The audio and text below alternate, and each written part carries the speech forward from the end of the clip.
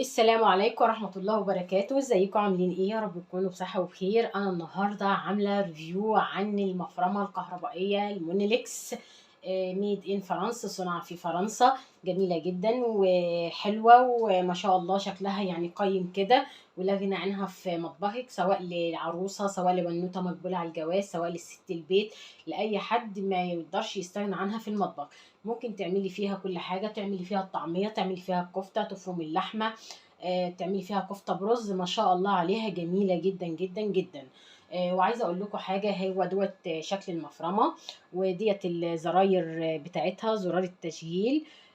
وطبعا الزرار دوت يعني ايه، يقول لك اللي انت مثلا حطيتي حاجه وعايزه توديها تاني، او مثلا تحسسي ان الحاجه مضغوطه جامد وعايزه يعني ايه تخليها تفك شويه، تبقى انسيابيه عشان تبقى سهله في الفرم، تضغطي عليه اهو.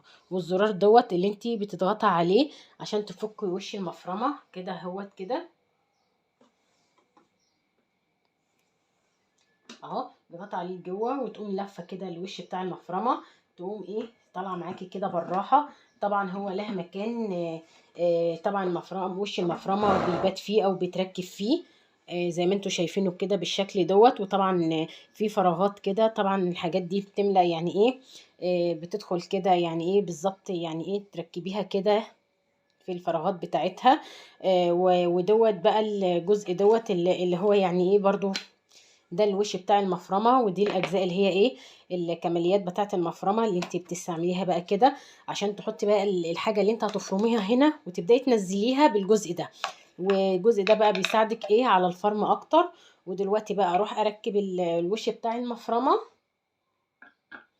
اهوت كده اهو. ولازم لما تيجي تركبيه لازم تسمعي الصوت كده، صوت التكه دوت، هو دوت اللي يقولك ان الوش بقى ايه مظبوط. وعايزه اقول لكم ان المفرمه فيها كده الجزء دوت كده فيه برضو وش تاني، لو انت عايزه مثلا تفرمي الحاجه، يعني عاوزه تفرمي اللحمه يعني ايه تبقى يعني ايه كبيره شويه، ما تبقاش ناعمه قوي، عايزاها خشنه شويه الوش ده، او الطعميه اللي انت حابه تعمليه.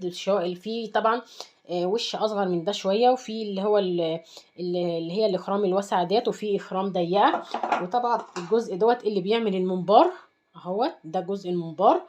والجزء التاني دوت تقريبا ده اللي بيعمل الكوبيبه تقريبا، يعني انا لسه ما استعملتهوش، بس هو دوت تقريبا اللي بيعمل ايه الكوبيبه، اللي هي كوبيبه اللحمه بالبرغر وكده. وبرده معاها حاجات تانية، اضافات تانية جايه معاها قدامكم اهيت. الجزء دوت كده، الجزء دوت ودوت طبعا اللي بيتركب فيه برضو المباشر او المبشرات اللي هي جايه معاها، المبشره اللي هي جايه معاها علشان كده. وديت مجموعه من المباشر كده قدامكم اهي، مبشرات. مش عارفه اقول لكم مباشر ولا مبشرات بقى، مش عارفه، بس اكيد كل واحده لها استعمال. اكيد واحده للبصل، واكيد في للثوم، واكيد في بقى للخضار وكده. فانا ان شاء الله هستعملها واقول لكم على استعمالها. بس انا حبيت بس اوريكم الريفيو بتاعها، يعني تشوفوها وكده. ولو عجبكم الفيديو ما تنسوش تدوا اللايك وتشتركوا في القناه لو بتشوفوا القناه لاول مره. بالطريقه ديت تبقى دوت الريفيو بتاع المفرمه بتاعتنا. ما شاء الله عليه جميل جدا. ويعني ايه المفرمه عجباني قوي قوي قوي، وانا كان نفسي فيها.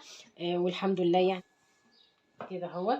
وهي طبعا شوفوا حتى مطبوع عليها هنا الموناليكس اهوت، مش عارفه هيبان ولا لا كده اهوت.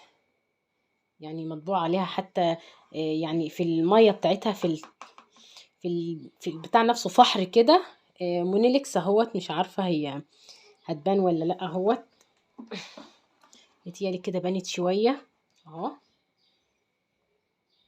كده. وبصراحه هي مفرمه حلوه، وان شاء الله اول ما هستعملها هوريها لكم واشوف هنفرم بقى نعمل فيها ايه وكده. ولو عجبكم الفيديو ما تنسوش تعملوا لايك عشان الفيديو يوصل لاكبر عدد من المشاهدات، وتشتركوا في القناه وتدعموني باشتراكاتكم في القناه. وباي باي.